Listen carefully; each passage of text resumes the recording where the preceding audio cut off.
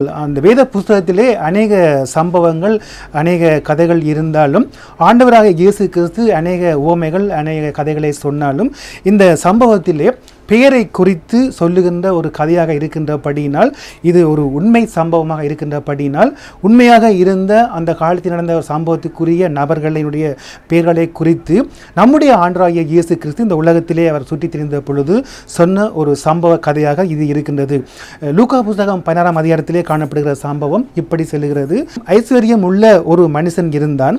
அவன் இரத்தாம்பரமும் வெளியேற பெற்ற வஸ்திரமும் தரித்து அனுதினமும் சம்பிரமமாய் வாழ்ந்து கொண்டிருந்தான். லாசரு என்னும் பெயர் கொண்ட ஒரு தரித்திரனும் இருந்தான். அவன் பருக்கள் நிறைந்தவனாய் அந்த ஐஸ்வர்யனுடைய வாசல் அருகே கிடந்து அவனுடைய மேஜையில் இருந்து விழும் துணிக்கையினாலே தன் பசியை ஆற்ற ஆசையாய் இருந்தான்.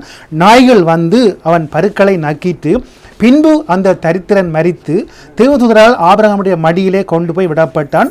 ஐஸ்வர்யவானும் மரித்து அடக்கம் பண்ணப்பட்டான். பாதாளத்திலே அவன் வேதனைப்படுகிற போது தன் கண்களை ஏறெடுத்து தூரத்திலே ஆபிரகாமையும் அவன் மடியிலே லாசருவையும் கண்டான். அப்பொழுது அவன் தகப்பனாகிய ஆபிரகாமே, நீர் எனக்கு இறங்கி லாசரு தன் விரலின் நுனியை தண்ணீரில் தோய்த்து என் நாவை குளிர பண்ணும்படி அவனை அனுப்ப வேண்டும். இந்த அக்கினி ஜுவாலையிலே நான் வேதனைப்படுகிறேனே என்று கூப்பிட்டான். அதற்கு ஆபிரகாம், மகனே, நீ பூமியிலே உயிரோடு இருக்கும் காலத்திலே உன் நன்மைகளை அனுபவித்தாய். லாசருவும் அப்படியே தீமைகளை அனுபவித்தான். அதை நினைத்துக்கொள்.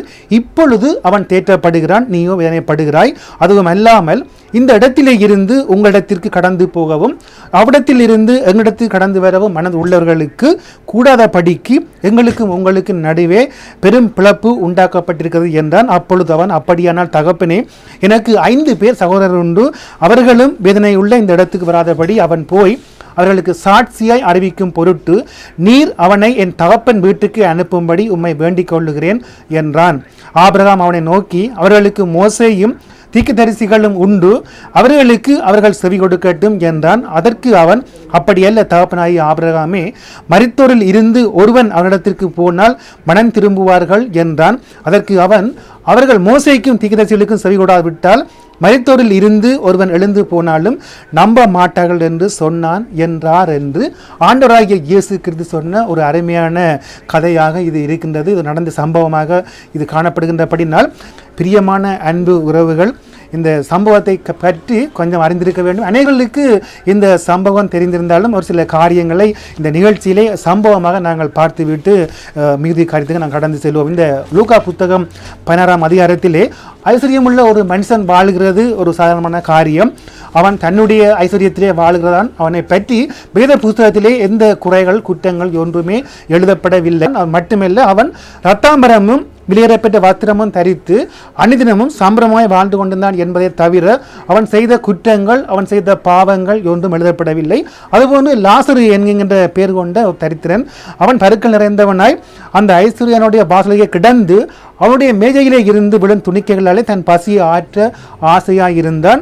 நாய்கள் வந்து அவன் பருக்களை நக்கிட்டு என்று இந்த லாசரு என்கின்ற ஒரு ஏழ்மையான ஒரு வறுமையிலே வாழ்கின்ற ஒருவனை பற்றிய கதையாக இருக்கின்றது. இந்த ஐஸ்வர்யவான் இருவரும் மரிக்கின்ற பொழுது இருவரும் 2 வெவ்வேறு இடங்களுக்கு செல்கிறது தான் இதில் சம்பவத்திலே முக்கியமான ஒரு காரியமாக காணப்படுகிறது. அப்படி 2 வெவ்வேறு சம்பவங்களுக்காக சென்றவர்கள், இந்த வறுமையிலே வாடின லாசரு அங்கே ஆபிரகாம் மடி என்கின்ற பரதேஸ் என்கின்ற இடத்துக்கு செல்கின்ற பொழுது இந்த ஐஸ்வர்யவான் எப்பொழுது வேதனைப்படுகிற ஒரு பாதாளத்திற்கு செல்லுகிற ஒரு சம்பவமாக இது காணப்படுகிறது. இந்த சம்பவத்திலே அந்த காலங்களிலே ஐஸ்வர்யவாரியவான்கள் எப்பொழுதும் இருப்பார்கள். ஆனால் இரத்தாம்பரம் உடுக்கிறவர்களாக இருக்கின்றபடியினால் மிக மிக செல்வந்தர்களாக இருப்பது மட்டுமில்லை, அந்த காலத்திலே யூதர்களுடைய காலங்களிலே பிரதான ஆசாரியன் தான் அப்படி இரத்தாம்பரம் உடுக்கின்றவன், விலையேற பெற்ற வஸ்திரங்களை உடுக்கிறவனாக காணப்பட்டபடியினால் அவனுக்கு நேராக விலை உயர்ந்த அந்த இரத்தாம்பரத்தை உடுக்கின்ற ஒரு ஐஸ்வர்யமுள்ள மனுஷனாக இருக்கின்றான். அவன் சாப்பிட்டு விட்டு அவனுடைய மேஜையிலே இருந்து விழும் துணிக்கைகளினாலே தன் பசியை ஆற்ற ஆசையாக இருக்கின்ற இந்த வலிமையான இந்த லாசரு அந்த நாட்களிலே யூதருடைய கலாச்சாரங்களிலே பெரிய பெரிய ஐஸ்வர்யவான்கள் சாப்பிட்ட தங்களுடைய கைகளை அங்கே ரொட்டி துண்டுகளினாலே தங்களுடைய கைகளை சுத்தப்படுத்துகிற பழக்கம் அந்த காலங்களில் இருந்தபடியினால் அப்படி அவர்கள் தங்களுடைய கைகளை சுத்தப்படுத்தி அந்த ரொட்டி துண்டுகளை எடுத்து வெளியே கொட்டுவார்கள்.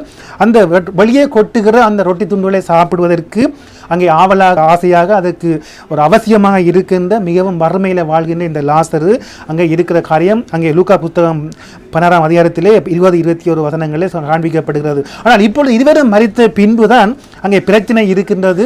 இந்த மரித்த பின்பு லாசரு நல்ல இடத்திற்கும் அங்கே இந்த ஐஸ்வர்யவான் ஒரு பாதாளத்துக்கு செல்கிற ஒரு காரியம் உண்மையிலேயே ஒரு வேதனைப்படக்கூடிய காரியமாக இருக்கின்றது. அவன் செய்த ஒரு தவறும் இங்கு எழுதப்படாது விட்டாலும் வேத புத்தகத்திலே அங்கே சொல்லப்படுகிறது, அவன் அந்த ஏழ்மையும் அந்த வறுமையுமே இருக்கின்ற அந்த லாசருவை, இந்த வறுமையிலே இருக்கின்ற இந்த லாசருவை செல்வ செழிப்பிலே இருக்கின்ற ஐஸ்வர்யம் கவனியாமல் விட்டதுதான் அங்கே தேவனுடைய பார்வையிலே அது குற்றமாக, அது ஒரு நீதியின் தண்டனையாக அங்கே அவனுக்கு அந்த தண்டனை கொடுக்கப்படுகிறது.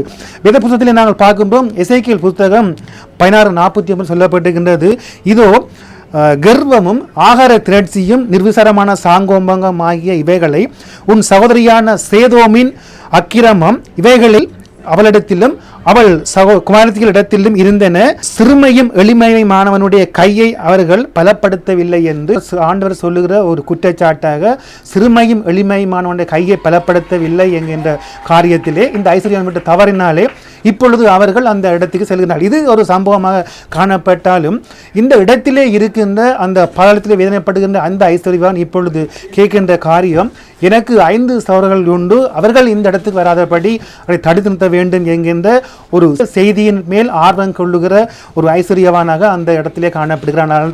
அப்படி அவன் காணப்பட்டாலும் அந்த இடத்திலே இருந்து அவர்கள் மரிப்பதற்கு முன்பு அவர்கள் எந்த இடத்துக்கு செல்வதற்கு அவர்களுக்கு அவருடைய கையிலே அந்த உரிமை இருந்தது. அவர்களுடைய காரியங்களினாலே அவர்களை தீர்மானிக்கக்கூடியவர்களாக இருந்தார்கள். ஆனால் மரித்த பின்பு 2 பேர்களும் செல்ல வேண்டிய பாதைகள் 2 வெவ்வேறு இடங்களாக காணப்படுகின்றபடியினால் இந்த இடங்களை ஒருவராலும் மாற்ற முடியாது என்பதுதான் இந்த சம்பவத்திலே மிக முக்கியமாக காணப்படுகிறது. ஒருவன் மரித்தால் அவர்கள் செல்ல வேண்டிய இடங்கள் யாராலும் மாற்ற முடியாது. ஆனால் அவர்கள் மரிக்க முன்பாக இந்த இடங்களை மாற்றக்கூடியதாக ஆண்டவராகிய இயேசு கிறிஸ்து தன்னுடைய வெளியேறப்பட்ட ரத்தத்தினாலே ரட்சிப்பை கொடுத்திருக்கிறார் என்கிறத ஒரு சுவிசேஷ செய்தியாக காணப்படுகிறது. இந்த சுவிசேஷ செய்தியினுடைய அவசியத்தை அந்த பாதாளத்திலே வேதனைப்படுகின்ற பொழுது இந்த ஐஸ்வர்யவான் வாஞ்சித்தாலும் அவனால் அந்த காரியத்தை செய்ய முடியாது. அந்த தன்னுடைய 5 சகோதரர்கள் பூமியில் இருக்கிற சகோதரர்களை காப்பாற்ற முடியாது என்கிறது ஒரு வேதனையான காரியமாக இருக்கிறது. சரி பிரியமான அன்பு உறவுகளே, உண்மையிலேயே சுவிசேஷத்தினுடைய ஒரு அவசியமும் இதனுடைய அவசியத்தை உணர்ந்தவர்கள் அதிகமாக சேர்ந்து இந்த சுவிசேஷங்களை அறிவிக்கின்ற பொழுது இதை குறித்து அக்கறை கொள்ளாமல் காலங்களை தாழ்த்தி காலங்கள் வரட்டும், காலங்கள் வந்த பின்பு நாங்கள் பார்த்து கொள்வோம் என்று சாக்கு போக்கு சொல்லுறவர்களுக்கு மரணம் என்பது ஒன்று சடிதியாக ஏற்பட்டு விட்டால் அவர்கள் செல்லுகிற இடங்களை யாராலும் மாற்ற முடியாது என்கின்ற படியினால் உயிரோடு இருக்கின்ற இந்த காலங்களை பயன்படுத்தி ஆண்டவராகிய இயேசு கிறிஸ்துவினுடைய தத்துவத்தினாலே நாங்கள் கழுவப்பட்டு அந்த வேதனையான இடங்களுக்கு போகாமல் தடுத்து நிறுத்தப்பட வேண்டியது ஒரு முக்கியமான காரியமாக இருக்கின்றபடியினால் இந்த சுவிசேஷ காரியங்கள் மிக அவசியமாக இருக்கின்றது என்பதை உணர்த்தக்கூடிய ஒரு அருமையான சம்பவமாக இந்த லூக்கா புத்தகம் 16ஆம் அதிகாரத்தில் காணப்படுகிற சம்பவம் காணப்படுகிறது. பிரியமான அன்பு உறவுகளே, இந்த நிகழ்ச்சியை பார்த்து கொண்டிருக்கின்ற அன்பு இளம் பங்கள பிள்ளைகள், அன்பு பிள்ளைகளுடைய பெற்றோர்கள் மற்றும் நிகழ்ச்சியை பார்த்து கொண்டிருக்கிற அன்பு உறவுகள், உங்களுக்கு சுவிசேஷ செய்திகள் சொல்லுகிற ஊழியங்கள் அல்லது சுவிசேஷ செய்திகளை சொல்லுகிறதாக இருந்தால் அல்லது சுவிசேஷ செய்திகள் கேட்டு இதுவரை நீங்கள் ரட்சிக்கப்படவில்லை அல்லது ஆண்டவராகிய இயேசு கிறிஸ்துவின் நாமத்தினாலே நாங்கள் அந்த நாமத்தை விசுவாசித்து பாவ மன்னிப்பை பெறவில்லை என்கிற காரியங்கள் உங்களுக்கு இருந்தால் நீங்கள் உடனடியாக இந்த காரியங்களிலே மனம் திரும்பி ஆண்டவராகிய இயேசு கிறிஸ்துவினுடைய இரத்தத்தினாலே கழுவி மரணத்தின் பின்பு செல்ல வேண்டிய அந்த இடத்தை ஒரு என்ன இடம் என்கிறதை அறியாமல் இருக்கின்றபடியினால் தீமையான பாதாளமான வேதனைப்படுகிற இடங்களுக்கு செல்லாமல் உங்களை தடுத்து நிறுத்த வேண்டும் என்பதற்காகத்தான் இந்த சுவிசேஷ செய்தி இந்த உலகம் முழுவதும் அவசரமாக சொல்லப்படுகின்றபடியினால் இந்த செய்திகளை கேட்கின்றவர்கள் நீங்கள் ரட்சிக்கப்படாது விட்டால் நிச்சயமாக ஆண்டவராகிய இயேசு கிறிஸ்து நாமத்தை அறிய வேண்டும் என்கிறதை நாங்கள் வாஞ்சிக்கின்றோம்.